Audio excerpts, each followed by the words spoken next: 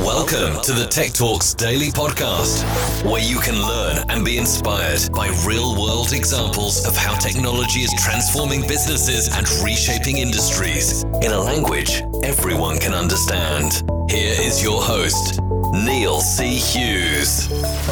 Welcome back to the Tech Talks Daily Podcast, where I've returned back to the UK after a few days in Berlin at IFA 2019.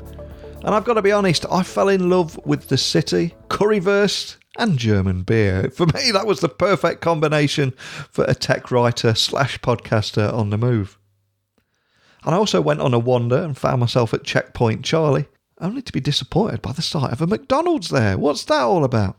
But I've absolutely loved my time in Berlin. And I don't want to get political and talk about the whole Brexit thing, but having that freedom of movement and talking to people from all over Europe and indeed the world, that is a perfect example of technology bringing people together. And that's when it works best, of course. If only those politicians would leave us all to our own devices and just let us all just get along. Surely the world would be a better place. But this is a tech show. And in my home office, I'm speaking to you now on the Heil P30 mic. And on my travels, I carry a Blue Yeti in my bag, which weighs an absolute ton, especially when I'm carrying a heavy laptop, a heavy microphone and carrying it for 20,000 steps across a tech show floor. But today I went to see the guys at the Blue Yeti stand and they said to me, "Why are you carrying that microphone around? You know we have a smaller and lighter one, don't you?" I wish I'd known that before, because I've been carrying that old heavy microphone around the world for the last 4 years. But I'm curious, if we do have any podcasters listening, I'd love to hear about your kit bag and the kind of tech that you carry around with you on the move to record things on the fly.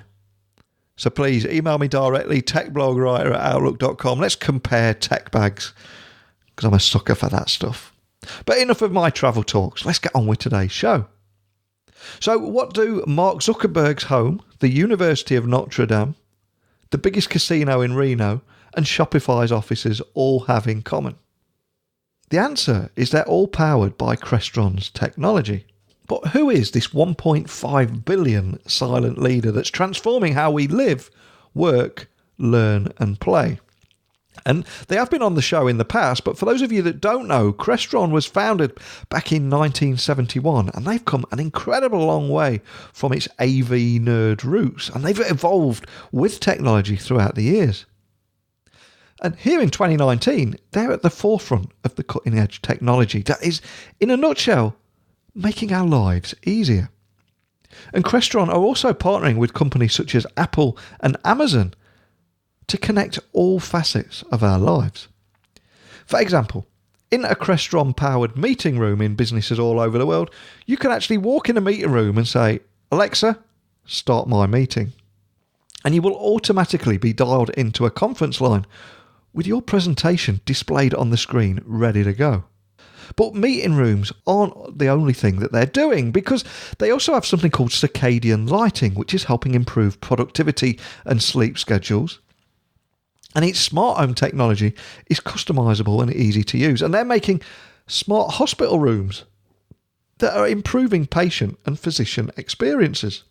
So I want to offer you a conversation with Crestron's Director of Enterprise Technology, Dan Jackson, on exactly what a technology-powered world in our immediate future is going to look like.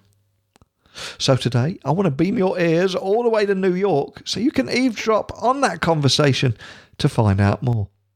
So hold on tight for a moment, because I'm going to take you directly there right now. So a massive warm welcome back to the show. For anyone that missed our previous conversations, can you remind the listeners a little more about who you are and what you do? So name's Dan Jackson. I work for Crestron Electronics. If you're not familiar with Crestron, we're a AV technology provider who's getting pretty big in the UC space now. And I've been with Crestron 13 years. I run our R&D programs. So what that really means is that's not guys in lab coats, but that's the folks who determine where we need to be 2 years, 3 years, 5 years from now. And since we last spoke, we've rebranded from the Tech Blog Rider podcast to the Tech Talks Daily podcast. But I've got to ask, have I missed anything at Crestron in the last 20 months that have passed since we last talked? I should say quite a bit. So if I go back 20 months, right, that takes us back to late 2017, give or take, or early 2018. So there's actually been a pretty massive sort of shift, both in what we're doing here at Crestron and just, I would say, the AV industry in general, really on two different fronts. Certainly in the AV over IP space, AV over IP has gone from really this sort of thing that happened on the side or in specialty cases to getting pretty mainstream, because there's been a huge amount of growth there. Then, of course, in the UC space as well, we launched a product line called Flex with Microsoft and Zoom integration, among others. So both of those have been quite big in the market, and obviously, a big part of the stuff we're working on over here. And I also think the last time we spoke, I think you just joined forces with Amazon's Alexa. So can I ask that you expand on just how much voice recognition is impacting the workforce and also improving productivity now as well? Yeah, so voice is one of those things that, sort of, I think, took the world by storm when Amazon launched Echo back in 2014 or so. And what's happening is you can watch the younger generations just sort of naturally gravitate towards voice interfaces. In fact, my daughter, from the time when she was 2, was talking to Alexa and telling her to do stuff. So you can see how natural it is. And, long term, we see really voice becoming on par with the, touch user interface. Touch really grew from over the last 20 years. I think voice is going to become just as important, or if not more important, than the touch interface in rooms. But that of course is like sort of the longer term play. In the shorter term, what we've done is we've partnered in with Alexa, so you can actually use Alexa in the conference rooms with Crestron systems. But you're seeing things just even beyond Alexa now. So Microsoft has shown off some of their Cortana integration. And where I think that's really going to have a significant impact is with things like the Flex systems, the Microsoft Teams room systems, because now that Cortana integration is tightly woven into that room experience, and it really, really complements it. Now, they haven't published a release date for that yet, but we do know that is coming soon. And I think that's really where you're going to see all these voice interfaces starting to go, is once they're really natively integrated with your meeting service. That's when it becomes really seamless, because at that point, it not only has all of the knowledge of everything that's going in the room, it has all of the knowledge of everything that's going on with your meeting and everything else associated with it. So it can be a much more useful voice interface. And I know it is early days at the moment, but do you have any examples of companies that have successfully implemented voice recognition and the kind of scenarios that employees are able to just ask Alexa to actually get things done for them? So I don't have any names I can publicly share. Yeah. That's sort of some of the nature of the business that we're in here. Generally, if we get releases, you'll see the case studies. But for folks that I can't talk about the names, I can tell you what they're doing.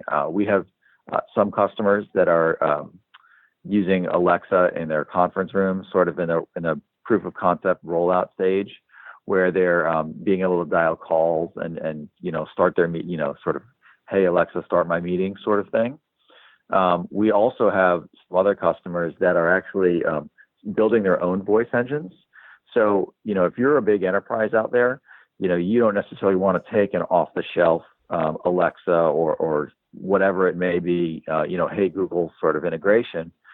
You want to go create your own. So you could say, hey, name of the company. This isn't them, but you could say, hey, Toyota, right? Well, XYZ. And what they're doing is using these backend services to create that. And so there's a number of backend services out there. You can create your own voice interfaces. There's the Microsoft chat bot services. There's a company called API.ai that was acquired by Google. And of course, Amazon has their own as well. So we see a bunch of companies, really taking a deep ownership of it and building those services, not only into the meeting rooms, but also into their mobile apps and other things as well. And I think anyone that's walked in a meeting room anywhere in the world will have experienced the moment where nothing gets done for the first 5 to 10 minutes because nobody can get the tech working. So, I'm curious, as Alexa solve that problem by enabling users to simply say, Alexa, start the projector or start my meeting? Is that where we're heading, do you think? Yeah, I think, again, it becomes one of the options because, it is the biggest problem out there, right? There's that wasted time, which, when you do the math adds up to big dollars. Yeah.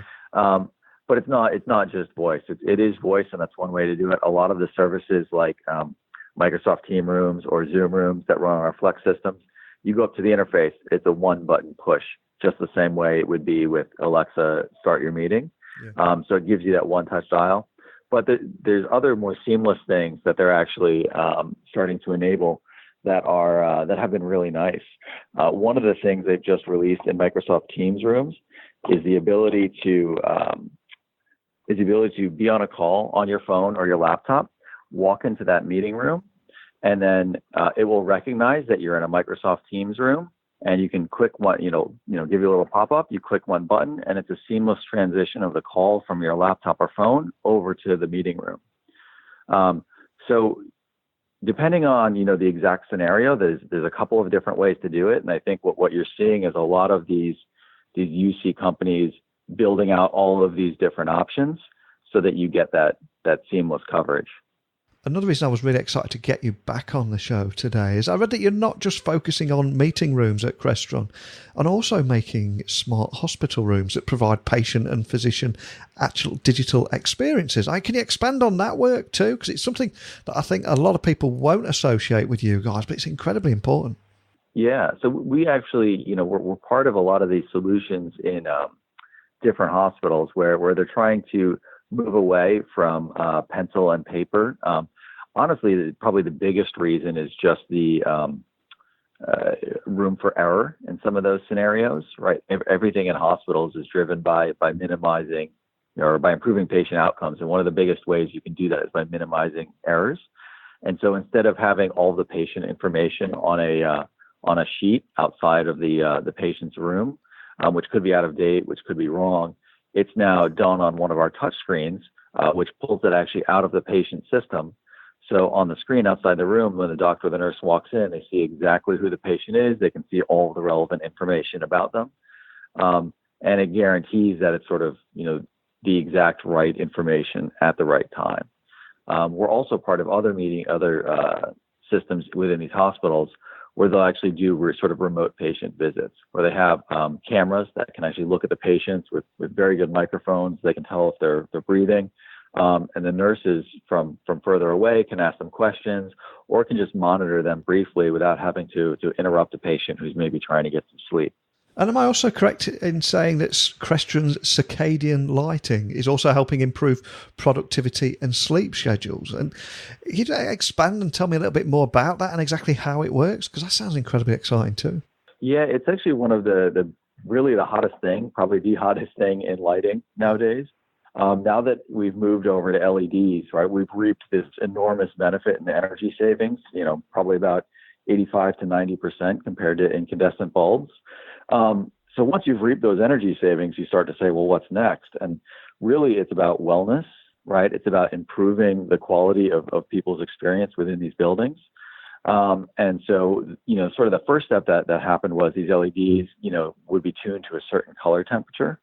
But if you're not familiar with it, the way, light works outside, that thing where we used to go 100 years ago, and it actually starts off in a very warm yellowish color in the mornings and the evenings, and it's very blue during the middle of the day, just the way that the sun's rays work.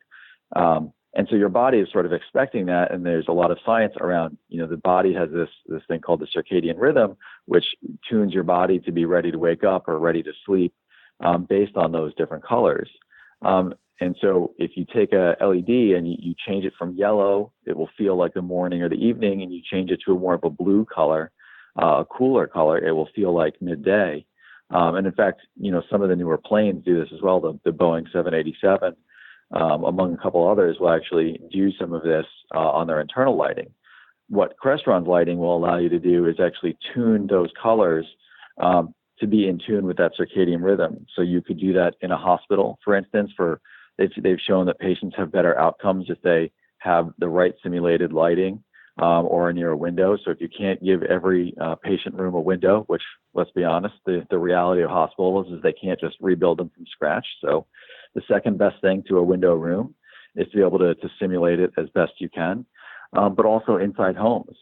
So now you can actually, without having to actually touch anything, when you control the lights in the room, it will know that it's morning. It will start off with that yellower light, transition to the bluer light in the middle, as it goes to midday, and then back to the yellower light as it gets closer to night.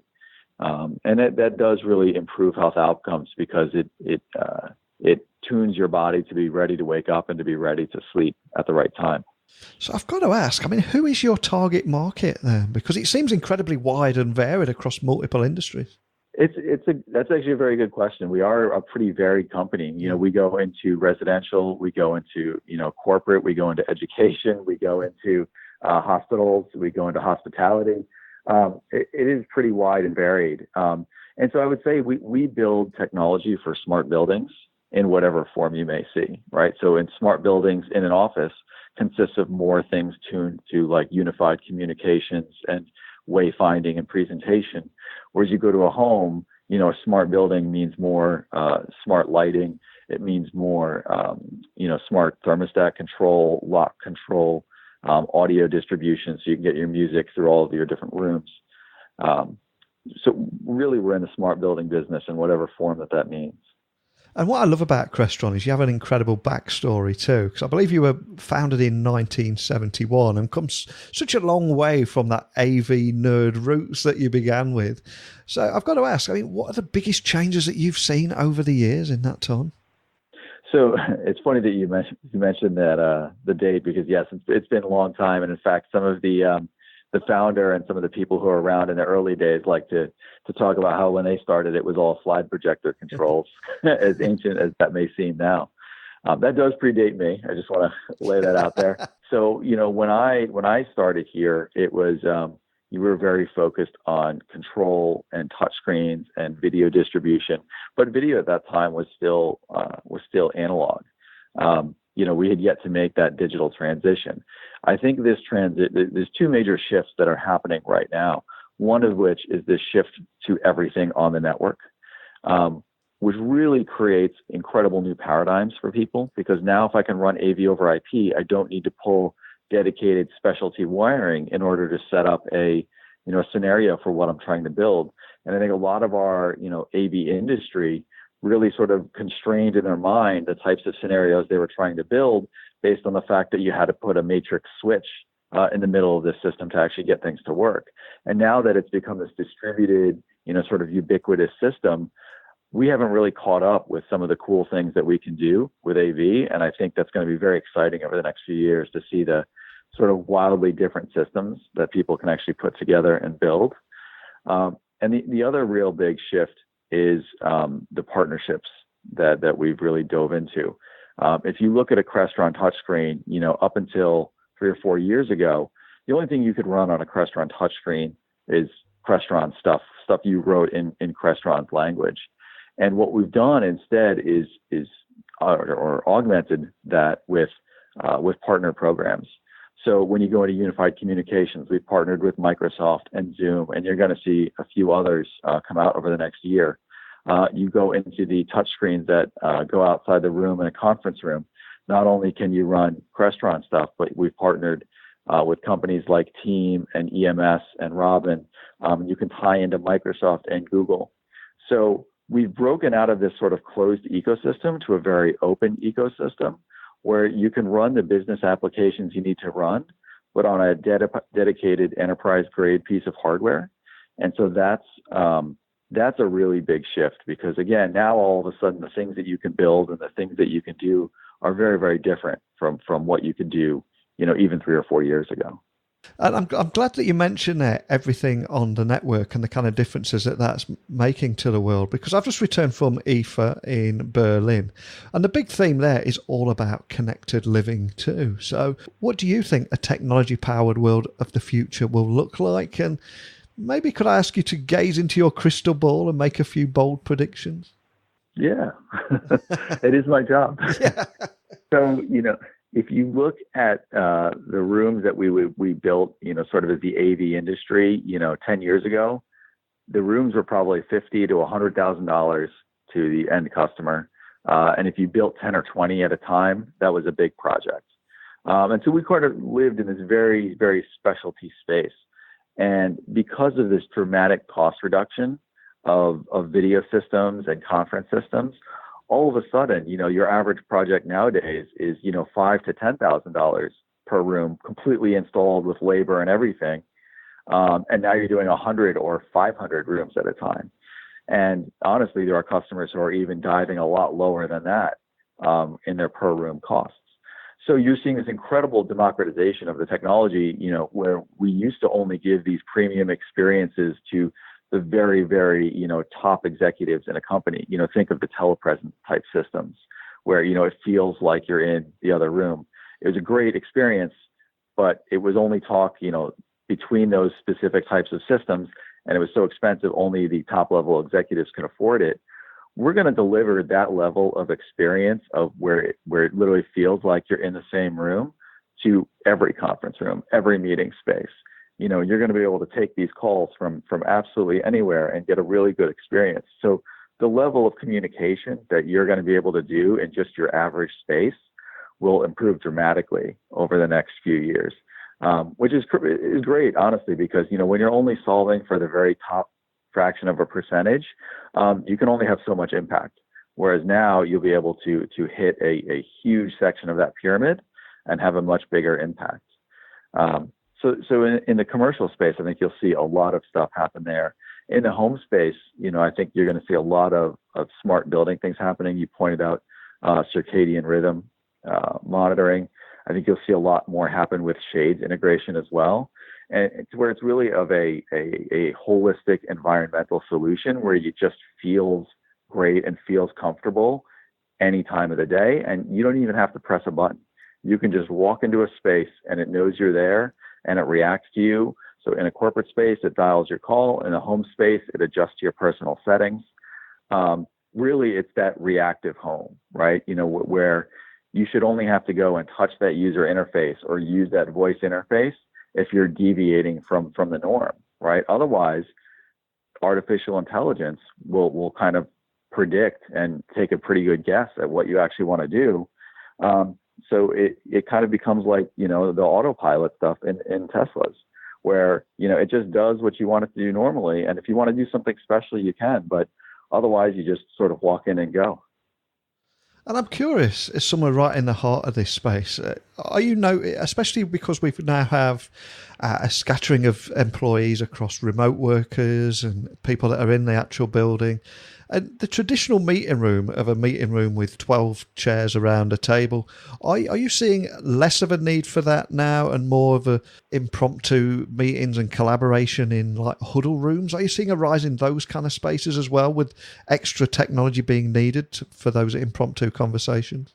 Absolutely. I think there's a couple of root causes to this shift. And one of them is this desire, probably the biggest trend you'll see that driving a lot of stuff is this desire for flexible work. Yeah. And I think if most workers, most knowledge workers nowadays have the ability to flex work probably one day a week. You're going to start to see that increase where maybe they can flex work a couple of days a week. And so what happens is, why are you going to the office? I can get my work done from anywhere. Well, the office really becomes a place for meetings, whether it's an informal meeting or just catching up at the water cooler or the bigger, more formal meetings. The office really becomes this building that is more about meetings than just sort of heads down individualistic work. And we see that in how people are changing their office layouts today. Whereas a much bigger focus on meeting spaces, the ratios they're putting in are much more dedicated to meeting spaces, which I think is also reflective of just the nature of work is changing to be a bit more collaborative nowadays.